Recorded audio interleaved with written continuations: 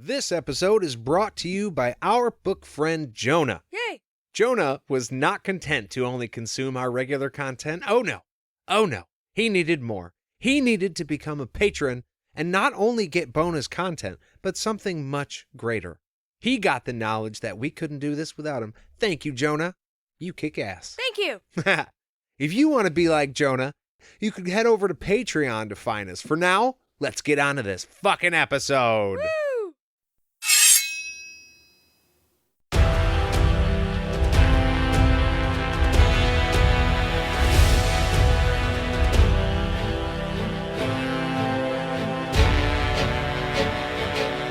Welcome back to the Sword of Truth podcast, the alcohol-fueled chapter-by-chapter reread of the Sword of Truth series with a glorious gulp, a hero's victory chug of craft brew on the side.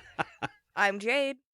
And I'm Nate, and on this episode, we are winning the fuck out of Chapter 53 of Blood of the Fold. Yeah, we're doing it, son. We have arrived, y'all, to the final battle. To the climax.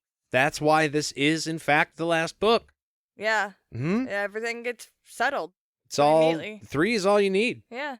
Trilogy. That's why trilogy is a thing. That's why we've always said that. Yeah. I've always said that. It's really just a trilogy. Yeah. It's not. I'm lying. No, yeah, you are. Before we get into the chapter today, I wanted to tell you guys a little bit more about 4 Acre Freedom. 4 Acre Freedom is a family-owned and operated one-stop shop for everything that you're probably already looking for. Christmas is coming up right around the corner. This is a fantastic place to find stuff for Christmas and Christmas decorations. They've got great t-shirts, hoodies, beer koozies. We know we are using them as we speak. They've got custom-made rings and jewelry. They can do custom woodwork, signs, and leather work. I just saw him post this really cool magic box dice thing for cards and dice, and this sounds really not... I wish I said it better, but you know what I mean. It's a thing for magic stuff. Magic cards. You can put your deck of cards in there. You can put dice in there if you're playing tabletop games like D&D. Yeah, it's all custom, too. The last time I spoke to him, I showed him this really cool dice roller that he's thinking about making so you can put all of it like in a combo thing, stand it up, and then roll your dice on the... it's so fucking... I want one. I'm going to say that. Yeah, I already know. I just wanted to make that clear, you know. It is cool stuff. And you guys are really, really going to love this stuff, too. They can... I already read that. Let's see here. And they also have farm-to-table bread, candies, and confections. And you should check them out for yourself. Now, if you've been listening, you know that Christmas through Lowell was November 19th, 20th, and 21st, so that's probably going to be over by the time this comes out. It's already over right now. It's already over right now, so I guess that makes sense. But you can find them on Facebook, Instagram, and Twitter, and you can always check them out at 4acrefreedom.com. They just updated their website, so they got a whole bunch of more cool stuff on there. And it's always, I mean, every time I go on that site, I find something else I want. Look, advertisement over. I'm serious. I mean this. I check out the stuff that he's making right now, and every time I look, there's something else, and I'm like, I want one of those. But yeah, so you should go there and check them out for yourself at 4acrefreedom.com. Like I said, high quality, handcrafted. We also wanted to give you guys a reminder that we are going live on Patreon at the end of this book. We are going to do this chapter, and then one more chapter, and then on Saturday, the 4th of December 4th. We will be going live on Patreon at 6 o'clock our time. Eastern Standard Time. That's right. Yeah. I knew that. So, we will be there. Hopefully you will be too. We are looking forward to it. All right. Well, let's get into this thing.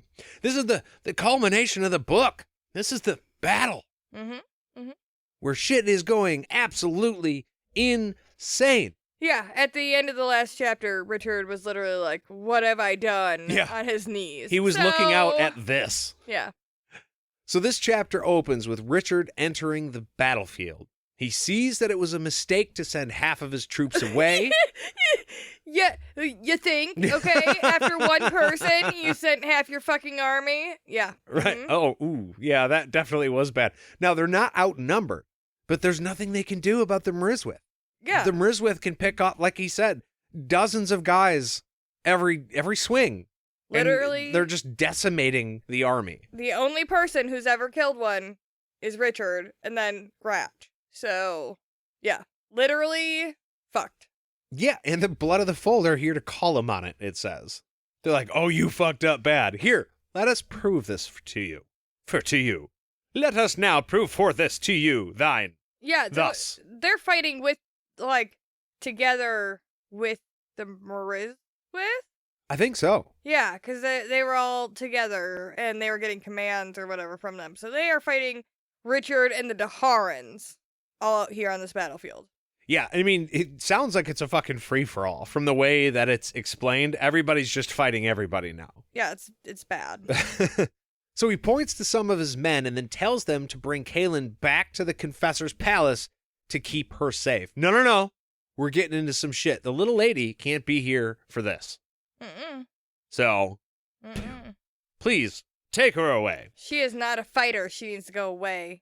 Yeah, and Kaylin is pissed when he does this. But then he rubs the sword of truth on the blood from his shoulder, stoking the rage with his need. Yeah. He's charging it up. He's right. Charging the battery. Let's fucking go. He makes his way through the battlefield again, only attacking people that attack him. Fieros Friero. It's a Scottish, oh gosh, he's going to kill me for not remembering what it is. It's like a clan tag, for the Scottish people. They have like a coat of arms, and that is the Chisholm saying on it. Fieros Fiero means fierce with the fierce. Yes. I thought that fit kind of perfectly. Yeah. It's like, only if they fuck with you, but then if they do, you're done. Well, because otherwise it's wasting time. Right, exactly. Like other people could deal with the problem. So Richard just needs to only deal with what he can. Right, exactly. Once them is with start, what? What? Oh, okay. I didn't proofread my note. I was like, what the fuck is this? Once the Mrizwith start to wow. Just wow, I apologize. Once the Mrizwith start to materialize, he touches the blade to his forehead and says, "Blade, be true this day." And then it is on. Play the corn song now. It's on.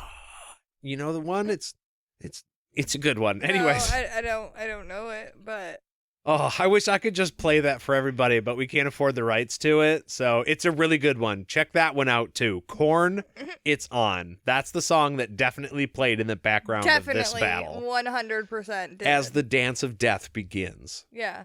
Now the magic guides Richard in this dance with death. It's a Macarena of massacre, if you will. It's a cha-cha slide of swordistry, Wow. if you will. Wow. Yeah. You reached into your bag for that one, didn't you? It's a lot of broom with the brutality. It's a beautiful thing. Making the most out of every single move he makes. I was going to type every single stroke he makes, but that sounded dirty. Ooh. Not that I doubt that's probably how Richard works, but it's not really fitting in here, so, you know. The problem is that there is a lot of Mrizwith, and he's starting to doubt that he'll see tomorrow, because he can beat them, he can kill them, but he doesn't know if he can kill all of them. Again here, though, lightning? Yeah, you would think. Lash out, do the thing. It's been there for you before.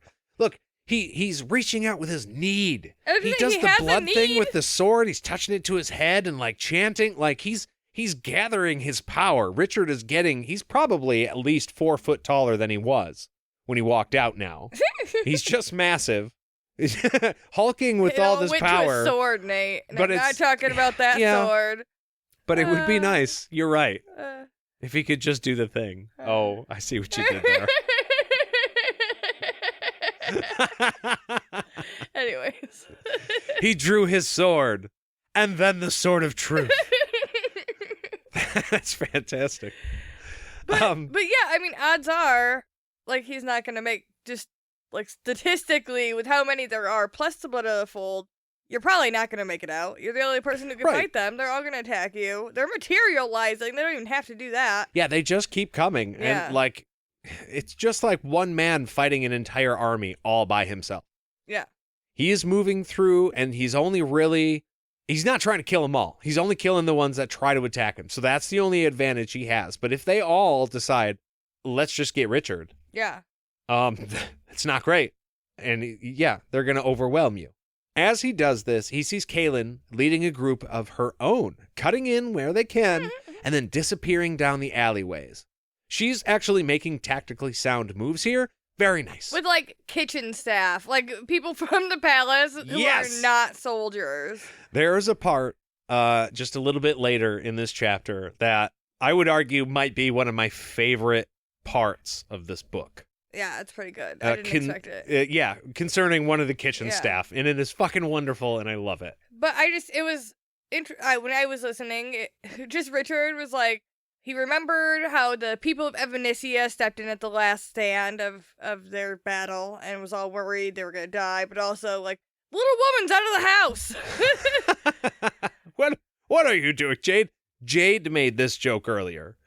Get back in the kitchen. You're not supposed to be out here. You're not supposed to be out here. And what are your shoes doing on? What the hell? Well, that's just insane. Yeah. I just wanted to clarify that so we didn't get an angry email like Nate's really being an asshole. Oh, yeah, just clarify Jade's the asshole. That's fine. I'm okay with that. I feel like being a woman, it's a little bit better if you say it ironically than me. Because I may mean it ironically, but not, No, some I people feel may it, not so know. I understand it. Not from me. No, I not promise. from you. I'm just saying. That's why it's funny. Comedy comes from truth. It's fine. That's true. There is happiness in trauma. Not trauma. What's the word I'm looking for? Maybe not trauma. I was going to say, I don't know. I'm going to let you sit. I'm just kidding. I have no idea. But yeah, you could turn some trauma into funnies. But we're going to get back to the battle now. All right. Richard cuts a line directly to Kaylin and crew and asks her what the hell she's doing out here. Like, I told you to go back to the palace.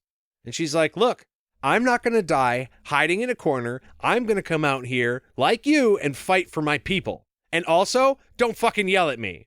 Like, she's got to have her points right at Richard's nose and is like, hey, and don't tell me to stay there again. That's not something that's going to happen. 10-foot rule, motherfucker. Right. How dare you?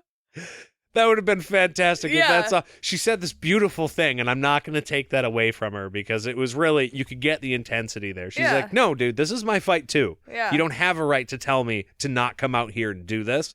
But if she just looked at him and just slowly pointed at him and was like, 10-foot rule. Yeah, that would have been epic. That's all she needed to say. And Richard had been like, oh, yeah, fuck. There's all right, let's go. Yeah. There's a million reasons for her to not be cowering in a corner somewhere. Like, she fought before. Like, she was doing all sorts of shit naked on a horse and being crazy before. She doesn't need to be hiding now. She's very capable. Yeah. But Richard, he's having doubts himself about this battle right now, and he looks at her, and he says, then we'll die together, my queen. That's very sad. It is very sad. But he whispers it so she can't hear it. Yeah. But we listened to this on Audible earlier, and this is the point where, look, and I wrote tears in the notes because I knew that was going to be one of the points, and then I looked over at you while we listened to it. I was like, how you doing? She's like, got me a little bit. It did. A little bit. There's a more intense one later, and it makes sense. Oh, yeah, that's true. Oh, our pizza is being delivered right now, so the dog is going crazy. It should be fine. Okay, all right. So Richard is slowing down.